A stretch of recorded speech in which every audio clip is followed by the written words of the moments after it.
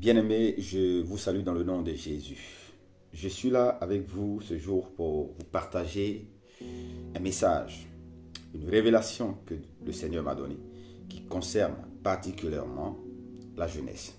Nous allons d'emblée prier pour confier ce moment au Seigneur. Père, je veux bénir ton nom et te dire merci Jésus. Merci encore pour ta présence. Merci, ô Père, pour ta grâce et ta miséricorde. Prends le contrôle de ce moment. Père, mets les paroles dans ma bouche, que je puisse parler à ton peuple. Et que toute la gloire te revienne. Je prie qu'à travers ce message, à travers cette vidéo, que Dieu le gloire tes enfants regarderont, à travers ce message qu'ils écouteront, mon Dieu, incline leur cœur en ta faveur et ramène tous tes enfants à toi, pour la seule gloire de ton nom. Au nom de Jésus, Amen. Je vais aller droit au but. Je vais déjà préciser que je suis, par la grâce de Jésus-Christ, prophète de l'Éternel. Mon rôle, ce n'est pas de juger. Mon rôle est d'avertir. Mon rôle est d'exhorter. Mon rôle est de prévenir. Il a plu au Seigneur de me donner une révélation, comme il a toujours fait d'ailleurs. Il m'a demandé de partager ce message. Mais ce message concerne, comme je l'ai dit tantôt, particulièrement toute la jeunesse, dans les 4 coins du monde. Cette jeunesse dans la tranche d'âge de 15 à 30 ans. Voici ce que le Seigneur m'a révélé cette nuit. Le Seigneur m'a montré 2 images.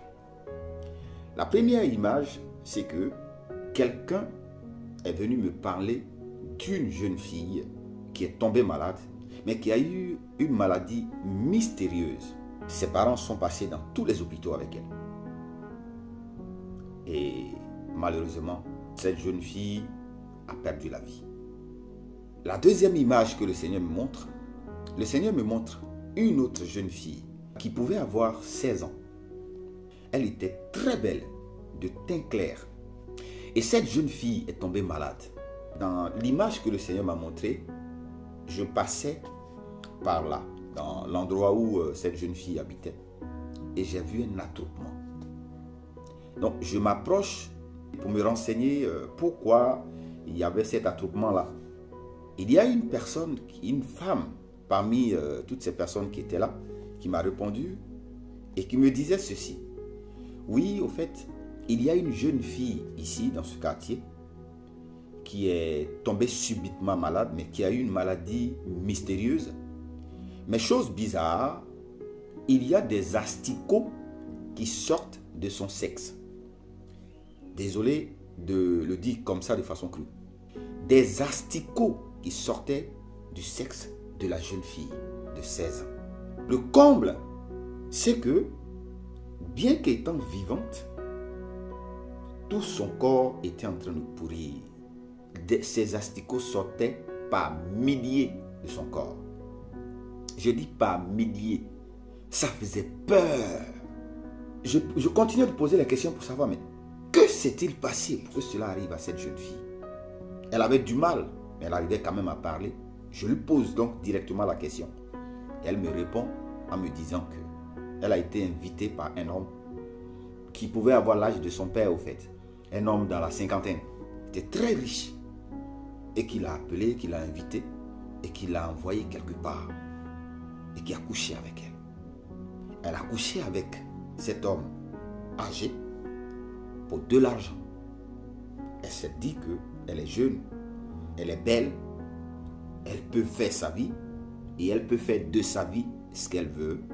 Après avoir couché avec cet homme, elle a eu un malaise et à la suite de cela, elle a senti qu'il y a des choses qui sortaient de son sexe. Et les asticots n'arrêtaient plus de sortir de son corps. Ça faisait quand même plusieurs jours. Et personne n'avait de solution. Comme la première image que le Seigneur m'a montrée, ils l'ont aussi envoyée à l'hôpital.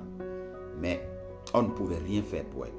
Elle n'attendait que sa mort. Bien-aimée, j'ai demandé à cette jeune fille, mais pourquoi cela est-il arrivé? Et elle m'a dit, elle voyait ses amis, ses camarades avec des téléphones chers, des sacs à main chers, des vêtements chers. Elle a voulu faire aussi, comme ses camarades. Le Saint-Esprit m'a conduit dans la maison des parents de cette jeune fille et j'ai vu la chambre de la jeune fille où elle dormait. J'ai vu des vêtements chers, des sacs très chers, des sacs de marque, des téléphones chers et tout ça qui ne servait plus à rien du tout parce qu'elle était sur le point de mourir pour laisser tout ça derrière elle. J'étais en train d'intercéder dans mon cœur pour cette fille. Je priais en langue. Je commençais à parler en langue.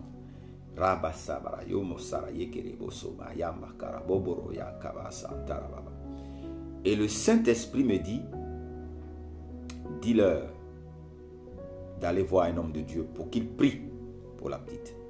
Que lui, Dieu, il allait opérer le miracle et la guérir. Toi, jeune, écoute-moi très bien. Je t'ai partagé la révélation que Dieu m'a donnée cette nuit. C'est pour toi qu'il m'a parlé. La Bible dit dans le livre de Ecclésiaste, chapitre 12, la jeunesse et l'aurore sont vanité. Tu peux faire tout ce que tu veux parce que tu es jeune. Tu as de la vigueur. Mais sache que pour tout cela, tout ce que tu auras fait, Dieu t'appellera en jugement. La Bible dit, bannis le mal. Éloigne le mal de ton corps. Tu as écouté ce message. C'est deux jeunes filles que le Seigneur m'a montrées. Il y en a une qui est décédée à la suite du mal mystérieux qu'elle a eu. Et la deuxième était en train de pourrir pendant qu'elle était vivante. Des asticots sortaient par milliers de son corps. À la suite d'un acte sexuel, elle a regardé le matériel.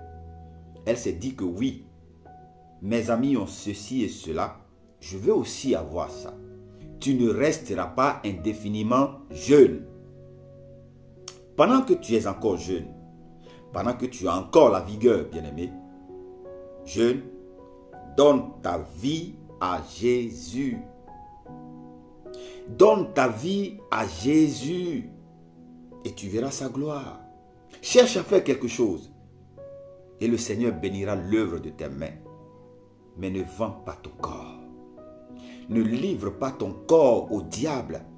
Le diable est déchaîné et il veut te détruire, toi, jeunesse, parce que tu es l'étoile de demain.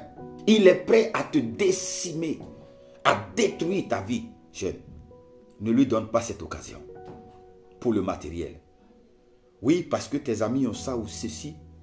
Ne convoite pas le bien des autres. Tu ne sais pas comment est-ce qu'ils ont eu cela.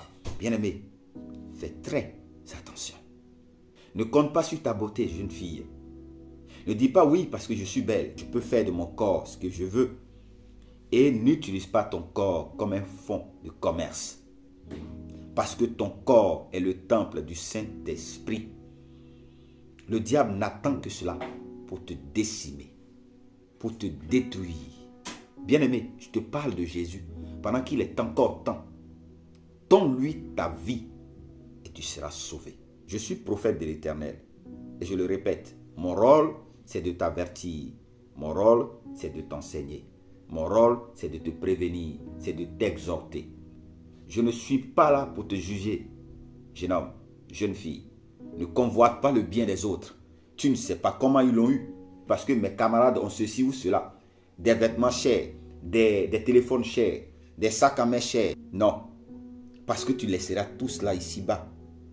Cela ne te servira plus à rien quand tu seras dans une tombe. Prends la résolution de marcher avec Jésus-Christ et tu verras sa gloire. Que Dieu te bénisse, jeune. Garde-les dans le creux de ta main. Garde ces jeunes, Seigneur. Révèle-toi à ces jeunes. Comme tu t'es révélé à moi, Seigneur, pendant que j'étais encore adolescent. Révèle-toi à cette jeunesse, Père. Étends ta puissante main sur cette jeunesse. Pour la seule gloire de ton nom. Et je brise tout ce que, oh, le diable, Seigneur, avait mis devant cette jeunesse comme piège. Oh, Dieu de gloire, pour les détourner de ta foi, de ta parole. Je brise cela au nom de Jésus-Christ. Et que la gloire te revienne parce que je sais pour ma part que si toi, l'Éternel, tu as révélé ces choses à ton serviteur, c'est parce que, Père, tu as une solution pour cette jeunesse. Et tu es la solution toi-même, Seigneur.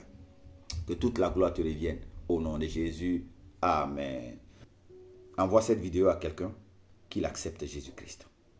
Mais toi, si tu ne l'as pas encore fait, fais-le maintenant. Que Dieu te bénisse.